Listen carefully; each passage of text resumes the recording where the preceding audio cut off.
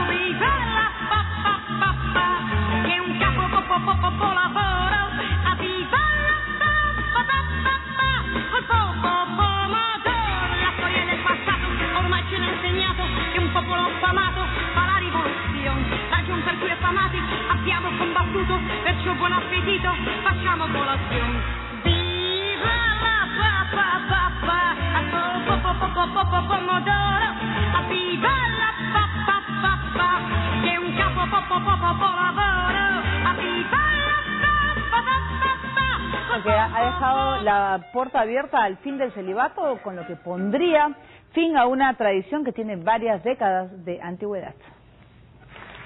Es una regla de vida que aprecio mucho y creo que es un regalo para la Iglesia, pero ya que no es un dogma, la puerta siempre está abierta. Así lo ha señalado el Papa Francisco durante su viaje de regreso a Roma al ser consultado sobre el celibato. Su postura, abierto al cambio, tal y como es característico en su personalidad, ha dejado entrever este posible escenario que cambiaría de manera radical una tradición con poco más de 1000 años de antigüedad. Una realidad no tan lejana si es que es comparada con otras religiones monoteístas. Al parecer, este pronunciamiento estaría vinculado a las 26 mujeres que le escribieron una carta al Papa pidiéndole eliminar el celibato, puesto que ellas viven o habrían vivido una relación sentimental con algún clérigo. Por otra parte, a principios del próximo mes, el Papa Francisco anunció que tendrá su primera reunión con un grupo de víctimas de abusos sexuales en el Vaticano y dijo que iba a mostrar tolerancia cero para cualquier persona en la Iglesia Católica que haya cometido crimen tan terrible contra los niños.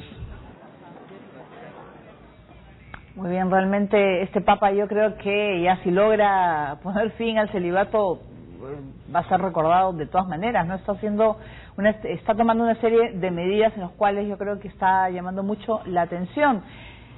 Podría ser el tema posible, ¿no? Porque al final no tiene más de 500 años lo del celibato en la Iglesia Católica. Como lo ha dicho bien el Papa Francisco, pues no es un dogma. Y como dogma no es algo incuestionable, claro. Se puede cuestionar. Y el simple hecho de que el Papa diga que se puede conversar respecto, creo que abre muchas puertas y muchas posibilidades frente a un Papa que está demostrando que es abierto al diálogo. Y es un elemento central. Yo veo su visita en Medio Oriente esta semana y algunas veces uno siente que ha hecho más en 2-3 días que lo que ha hecho la diplomacia americana en los últimos 2 años. Y ha logrado pues convencer a ambas partes de reunirse en el Vaticano. Va a tener la visita de tanto de Benjamín Netanyahu como de Mahmoud Abbas. Y me parece que este diálogo, esa tolerancia que muestra el Papa, creo que alguna vez debería ser replicado por muchos sacerdotes, inclusive en nuestro país. Así es, muy simpático, y sobre todo están demostrando pues que tiene muñeca, ¿no?, para poder manejar la política internacional. Bien, ahora nos vamos a Venezuela. Las empresas multinacionales han manifestado su preocupación por la crisis económica que vive el país y que aleja cada vez más a los inversionistas.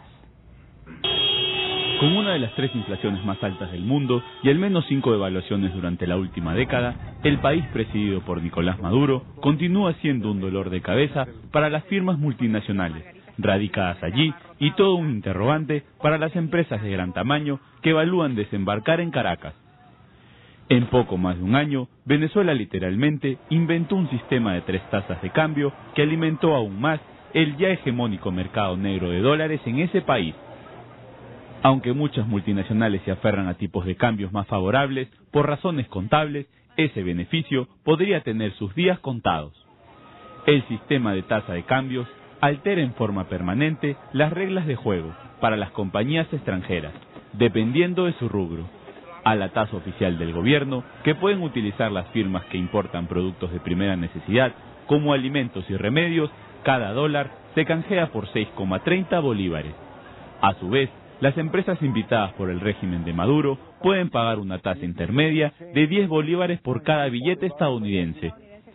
Asimismo, las compañías que integran la categoría más nueva, cada dólar les cuesta 50 bolívares, un valor que las obliga a replantear si es idóneo permanecer operando en la nación sudamericana. El escenario es mucho más complicado para las aerolíneas foráneas, que viajan desde y hacia el país caribeño. Agotados ante la permanente incertidumbre, algunas empresas de este sector están abandonando sus operaciones en suelo venezolano. Uno de estos preocupantes ejemplos es Air Canada, que en marzo dijo que dejará de volar a Caracas, mientras que Alitalia seguirá los mismos pasos a partir de junio.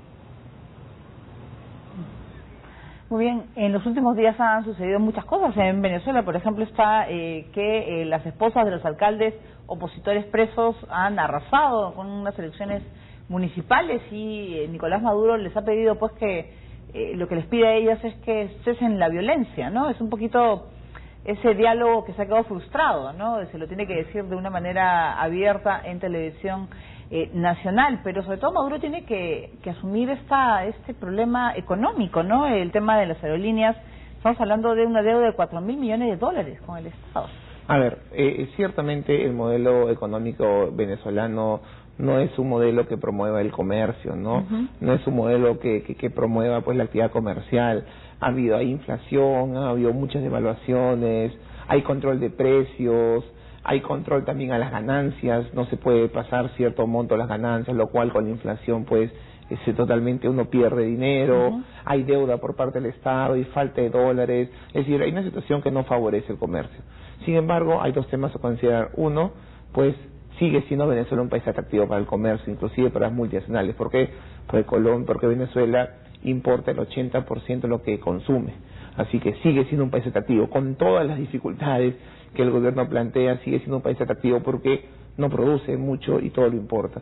Ese es un tema que hay que tener en consideración. Y el otro tema en consideración es que, sí, pues, en este momento seguramente el gobierno venezolano es un dolor de cabeza para las empresas transnacionales, pero si uno ve los últimos 30 años, creo que también las empresas transnacionales han sido un dolor de cabeza para los estados. Y hemos visto en muchos casos cómo el poder que han adquirido las empresas transnacionales en este mundo globalizado, pues condicionan el comportamiento de muchos estados, entre ellos el peruano. Entonces, digamos, no hay que tampoco ver pobrecitas empresas, sino las empresas también tienen un papel muy importante, algunas veces condicionando la soberanía de los estados. Muy bien, de Venezuela nos vamos hasta Tailandia, ya que continúa la tensión tras el golpe de Estado. Algunos residentes de Bangkok han protestado contra la junta militar, al igual que un ex ministro de Educación que fue detenido por rechazar la autoridad del ejército durante una conferencia de prensa. Veamos. Frente al monumento a la victoria de Bangkok, decenas de tailandeses se han reunido para protestar contra el golpe de Estado y pedir elecciones generales un día después de que la junta militar recibiera el respaldo real.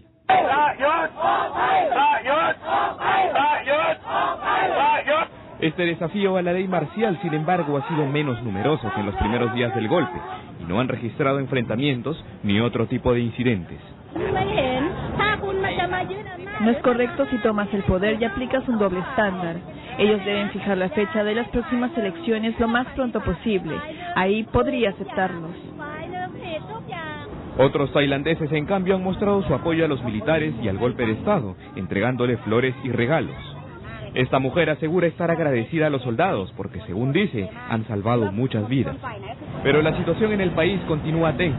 Este martes, los soldados de la junta militar detuvieron al exministro de Educación, Chaturón Chaisang, por desafiar al nuevo gobierno, haciendo un llamado a la democracia y señalando en una conferencia de prensa que no reconoce la autoridad del ejército. Si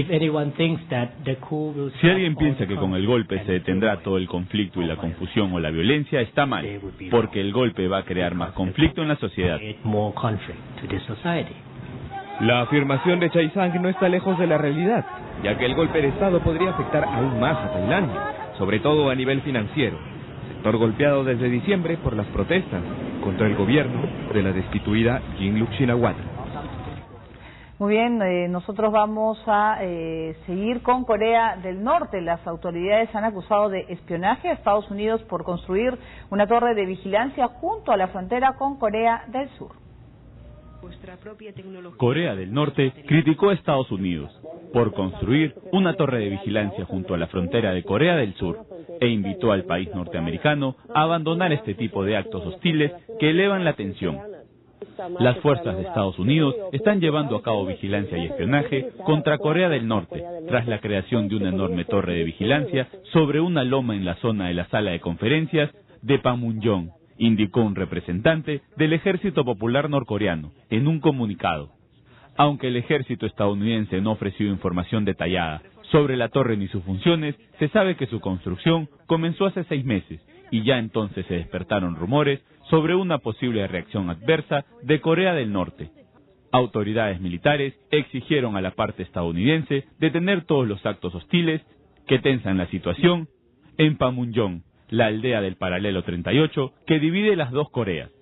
Estados Unidos, que luchó del lado de Corea del Sur en el conflicto contra el norte hace 6 décadas, mantiene 28.500 militares en territorio surcoreano para defender a su aliado de un eventual ataque del régimen comunista de la dinastía Kim. Muy bien, esa situación pues siempre tensa entre las Coreas, Estados Unidos. ¿Qué puede pasar? ¿Cómo ves tú la situación? Es curioso que en un contexto internacional, en donde se habla mucho de espionaje, hemos visto la diferencia entre China y Estados Unidos en materia de espionaje, ahora salga un reclamo por parte de Corea del Norte nuevamente en contra del espionaje, en este caso por parte de Estados Unidos. Bueno, no está muy claro realmente que este sea un caso de espionaje, pero hay que circunscribirlo primero a un contexto donde el espionaje es un tema muy importante y obviamente abarca pantallas. Pero por otro lado también al contexto de la relación entre Corea del Norte, Corea del Sur y Estados Unidos y de la consolidación de lo que es el presidente de Corea del Norte, Kim Jong-un, un joven que como todos sabemos ascendió rápidamente en tanto la muerte de su padre y que creo que sigue consolidando su poder. Y esta consolidación pasa por un poco el enfrentamiento. Siempre el enemigo externo es un elemento fundamental para la consolidación del poder. Y lo que hemos visto en los últimos meses, en el último año, es a partir de este enfrentamiento con Corea del Sur y Corea del Norte y Estados Unidos, cómo él se ha consolidado y ha podido de alguna manera eliminar aquellos elementos contrarios a su consolidación como líder del país. Pero ¿realmente puede llegar algo más? ¿O simplemente son amenazas, anuncios? Yo estoy convencido, y lo he estado hace un año, que es imposible que haya algo más. No existe ninguna posibilidad de Corea del Norte de ganar una guerra. Pero obviamente para el Corea del Norte es importante, no solamente para fines internos, también para fines de su seguridad, ya que de alguna manera las amenazas americanas contra lo que en algún momento George Bush llamó el eje del mal, Irak, Irán y Corea del Norte, solamente se materializaron contra Irak. ¿Y por qué no se materializan contra Irán y Corea del Norte? Porque obviamente Corea del Norte tiene armas nucleares que hacen imposible una intervención de Estados Unidos. Así que la retórica de Norcorea pues ha sido clara y ha sido: tengo que demostrar que tengo armas nucleares y tengo que demostrar esta actitud belicista, ya que esto me brinda seguridad para que mi régimen, un régimen nefasto, estalinista, siga existiendo. Muy bien, hemos